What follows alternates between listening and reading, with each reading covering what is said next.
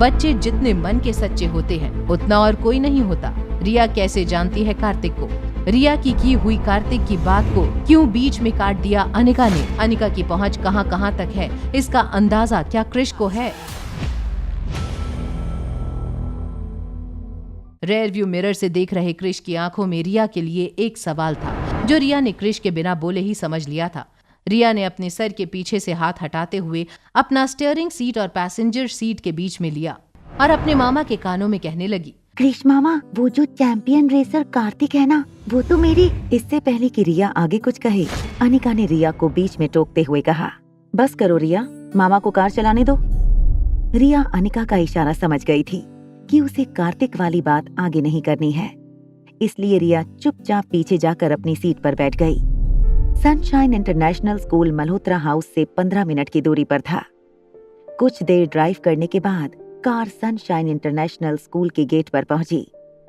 School की gate पर खड़े सिक्योरिटी गार्ड ने कार को रोक लिया। कार का शीशा नीचे करके कृष्ण ने सिक्योरिटी गार्ड से कहा, we have an interview, sorry you can not go in. आपको स्कूल के अंदर यहाँ से पैदल ही जाना होगा। You can park your car on the other side of the road. और इसी रीजन की वजह से कृष चाहता था कि वो अनिका और रिया के साथ अपनी इम्पोर्टेड स्पोर्ट्स कार में आए। नाराज कृष ने अनिका को गुस्से से देखा और कहा, मैंने कहा था ना तुमसे कि मेरी गाड़ी में चलते हैं। तुम्हारी जिद की वजह से हमारे साथ सिक्योरिटी गार्ड ने ये किया है। अनिका और रिया स्कूल को देखकर इतने खुश हो गए थे कि कृष की बातों का उन पर कोई असर नहीं हो रहा था। रिया का हाथ पकड़कर अनिका स्कूल बिल्डिंग की ऑफिस की ओर चलने लगी। आगे चलते हुए अनिका ने कृष से कहा, मुझे ये स्कूल अच्छी लगी। जब से अनिका और रिया बेंगलुरु से दिल्ली आए थे, रिया ने अपना काफी टाइम मोबाइल गेमिंग में बिताना शुरू कर दिया था, मगर उसकी पढ़ाई में जरूर एक बहुत बड़ी ब्रेक लग चुकी थी। प्रिंसिपल कैबिन के बाहर वेटिंग लाउंज में बैठकर अनिका ने मोबाइल पर खेल रही रिया को देखा। अनिका धीरे से उसके हाथ से मोबाइल लेकर उसे कहने लगी, देखो रिया, अगर इस स्कूल में 3 महीने बिताती हो बिना किसी को ये बताए कि तुम कौन हो और किस खानदान से बिलोंग करती हो, तो 3 महीने बाद मैं तुम्हारी कोई भी एक रिक्वेस्ट बिना किसी शर्त के मानूंगी। रिया के दिमाग में तो सिर्फ एक ही बात चल रही थी, वो अपनी शर्त पूरी करते ही मम्मा से कह देगी वो क्या चाहती है।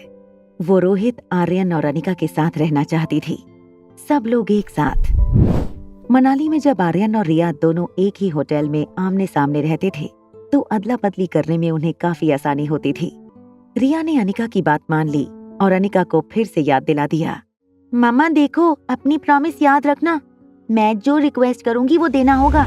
थोड़ी देर वेटिंग लाउंज में बैठने के बाद प्रिंसिपल ऑफिस के बाहर एक आदमी ब्लैक सूट पहनकर बाहर आया और रिया गुलेरिया के नाम की फाइल अनिका के हाथ में पकड़ाकर उसने अनिका और कृष से कहा, आप लोग अंदर आ सकते हैं, प्रिंसिपल साहब आप लोगों का इंतजार कर रहे हैं।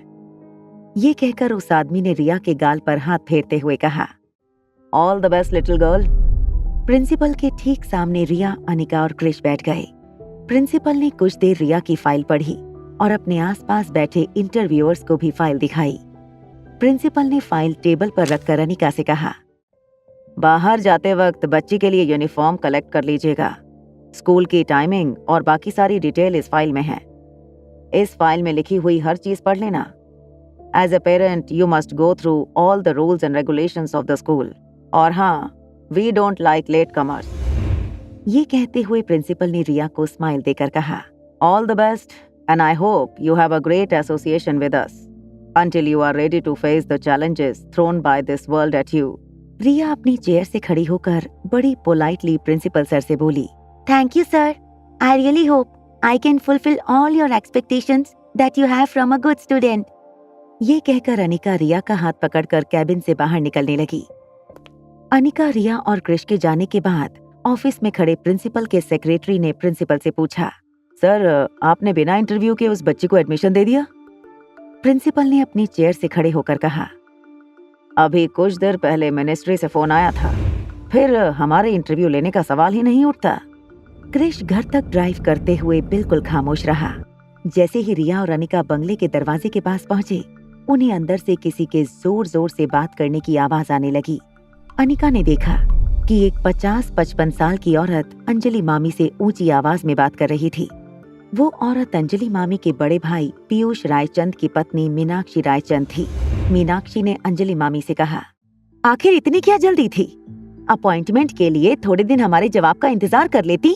मीनाक्षी रायचंद अंजलि मामी और स्वाति मल्होत्रा को नीचा दिखाने का कोई मौका नहीं छोड़ती थी। उनकी ये आदत और उनका ये बिहेवियर कई सालों से लेकर आज तक बिल्कुल बदला नहीं था।